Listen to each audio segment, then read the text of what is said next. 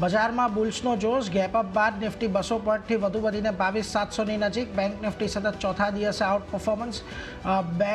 Bank index 500 પોઈન્ટથી વધુ વધ્યો. મિડ કેપ અને સ્મોલ કેપમાં પણ ખરીદદારી. બેન્કિંગની સાથે એનબીએફસી, રિયલ્ટી, ઓટો અને એફએમસીજીમાં પણ જોવા મળી તેજી. 4 ઇન્ડેક્સમાં લગભગ 1% વધારો. એનબીએફસીમાં ઇરેડા 3.5%ના ઉછાળા સાથે ફ્યુચર્સમાં ટોપ ગેનર બન્યો. આ સાથે પૂનાવાલા, મેક્સ ફાઇનાન્શિયલ અને શ્રીરામ ફાઇનાન્સમાં પણ તેજી.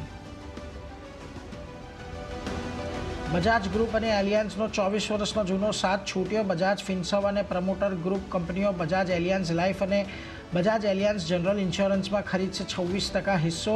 એલિયાન્સ જીઆઈ માટે 13,870 કરોડ તો લાઇફ માટે 10,400 કરોડ ચૂકવશે કંપની. ડીલ બાદ બંને કંપનીઓમાં બજાજ ગ્રુપનો થશે 100% હિસ્સો.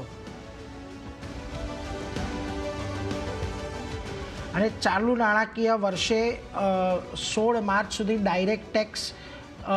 ડાયરેક્ટ ટેક્સ કલેક્શન 16%થી વધી આશરે 26 લાખ કરોડ પર પહોંચ્યું. ત્યાં જ સિક્યોરિટીઝ અને ટ્રાન્ઝેક્શન ટેક્સ એટલે કે એસટીટીની કમાણી 55% વધી 53,000 કરોડ પહોંચ્યું.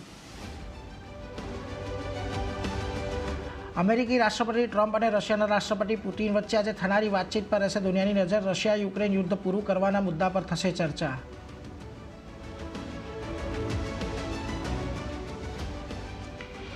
તો જુઓ આજના દિવસે બજારમાં હવે